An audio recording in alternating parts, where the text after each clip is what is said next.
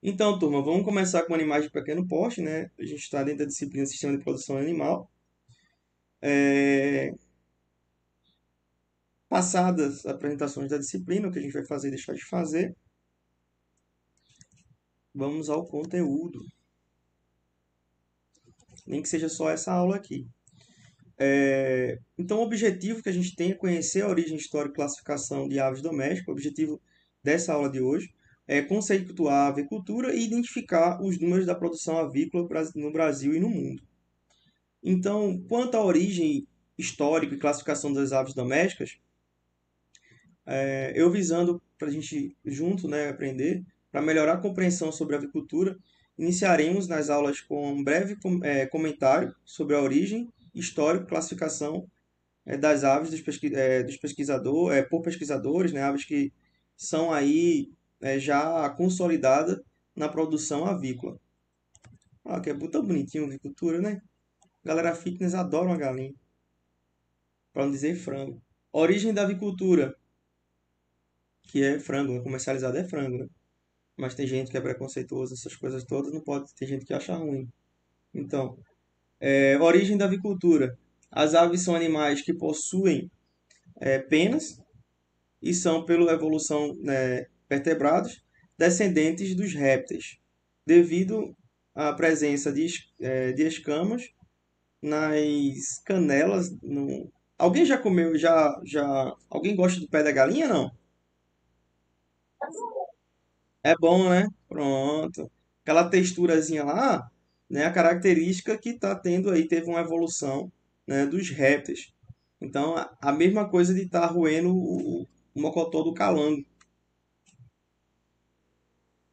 Ninguém nunca mais acho que vai roer um pé de galinha agora, né? Com a mesma pretensão.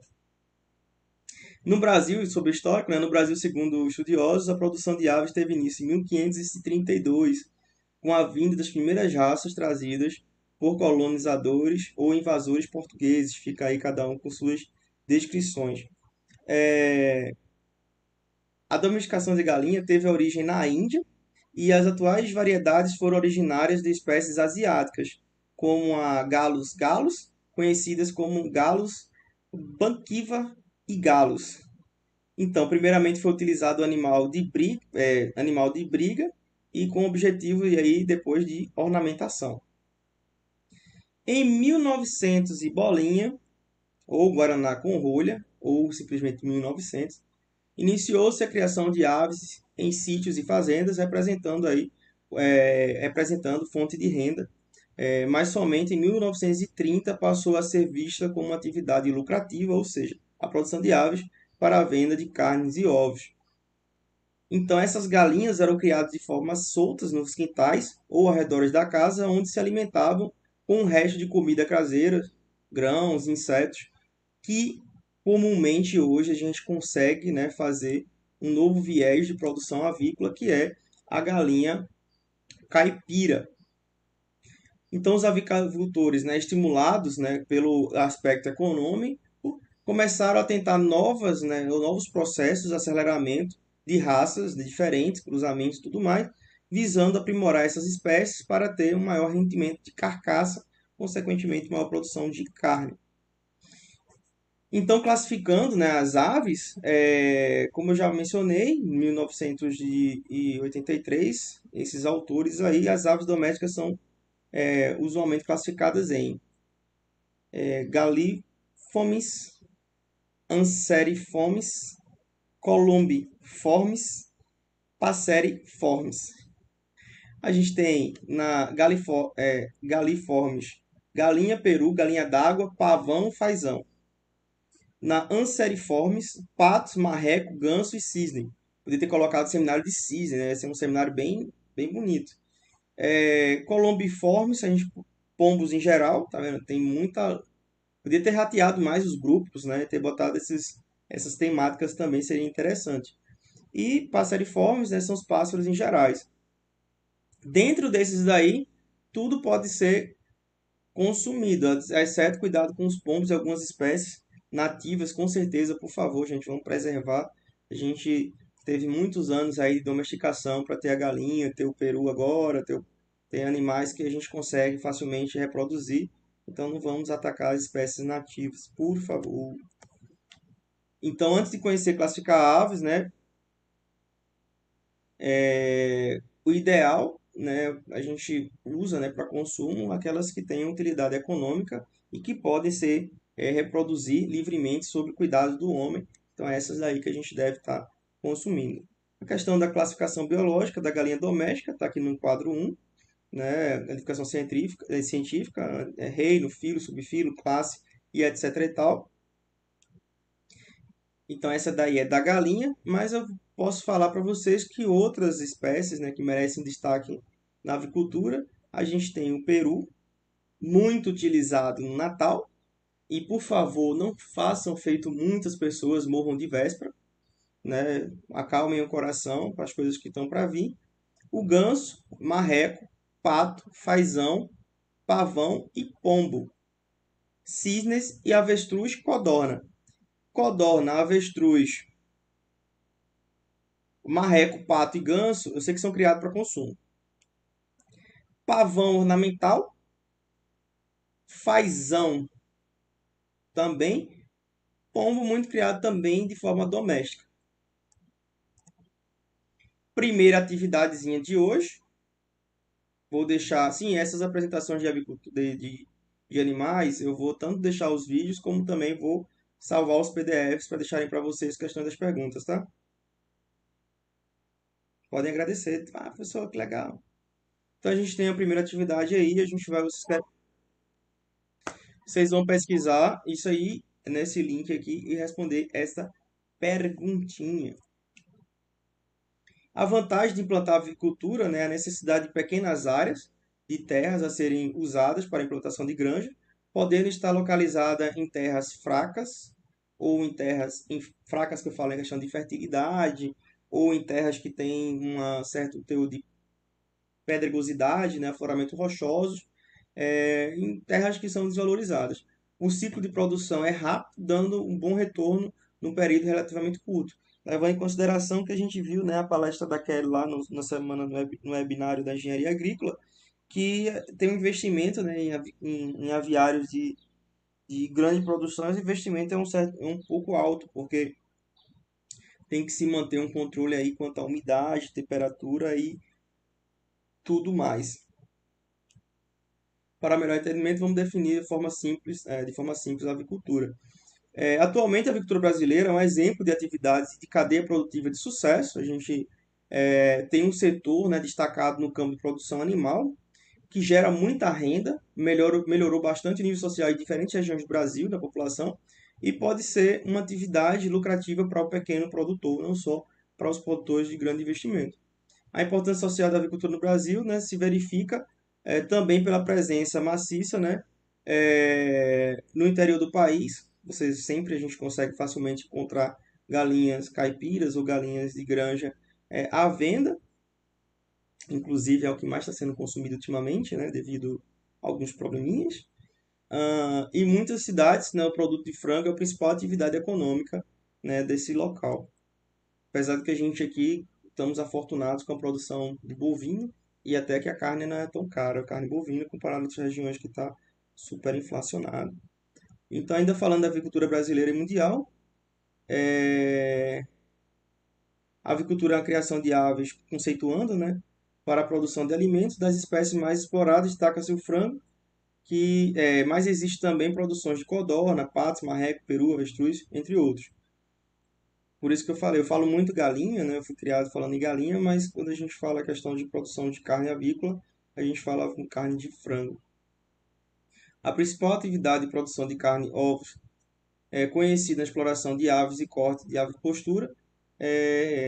Para carne de corte, é ave de corte, né? Esse frango que a gente costuma. Agora tá bonito, eu dando aula aqui com a condicionada ligada e a porta aberta. Bom, vou deixar pouco para deixar um pouquinho de energia pro governo aí, tá bem barato minha conta.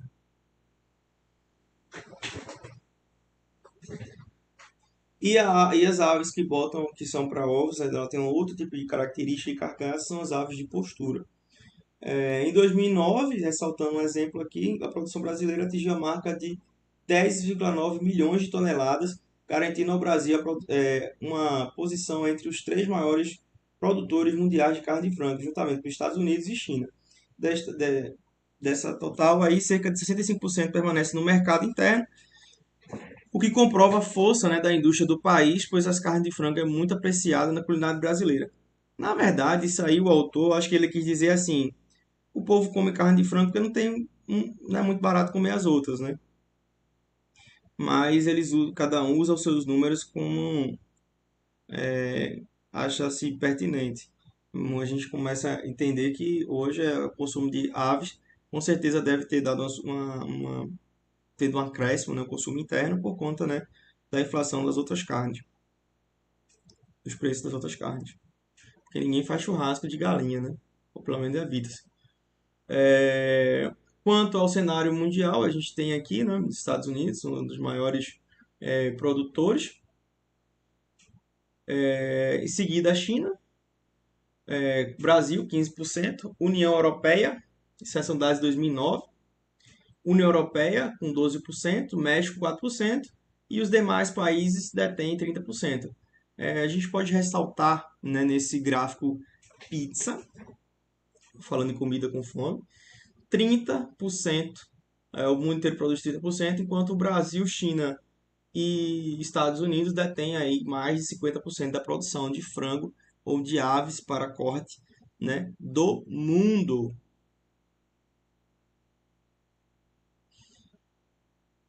O consumo per capita, por exemplo, do Brasil de carne de aves, em 2009, eles determinaram que é em torno de 39 quilos por ano. Consumo per capita. Desde 2004 até 2009, eu não sei para cá, faltou essa, eu não encontrei. Se alguém encontrar, por favor, compartilhe comigo esse conhecimento. De 2004 a 2009, o Brasil tem a marca aí de 3,6 milhões de toneladas embarcadas para 150 países. Então a gente é o maior exportador mundial, ou se manteve como o maior exportador mundial durante esses anos, de 2004 a 2009. E a gente pode observar, né, no gráfico aqui, nessa figura, esse comportamento, né, do Brasil, aonde uma boa parte aí a gente consegue consumir e as demais a gente exporta aí para os outros países. Estados Unidos pega essa fração. Vamos fazer uma continha rápida aqui de cabeça. Pega uma bem considerável, esqueci de colocar aqui no gráfico, não consigo lembrar de cabeça.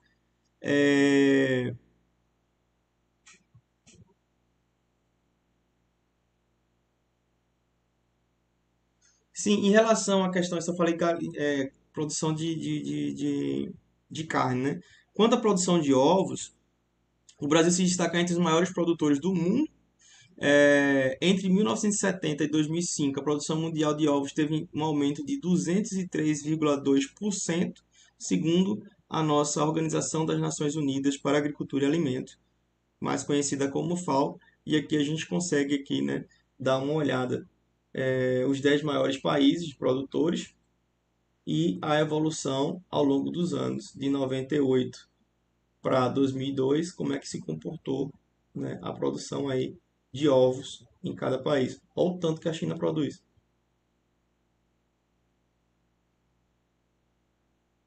A China produz quase que a metade que o restante do mundo todo consome. 98, ó. Eles tiveram uma queda bastante, eles pararam de produzir, talvez importar mais. A União Europeia praticamente se manteve. O Japão se manteve. O México aumentou. A Federação, a Rússia aumentou. O Brasil praticamente se manteve. O Canadá também.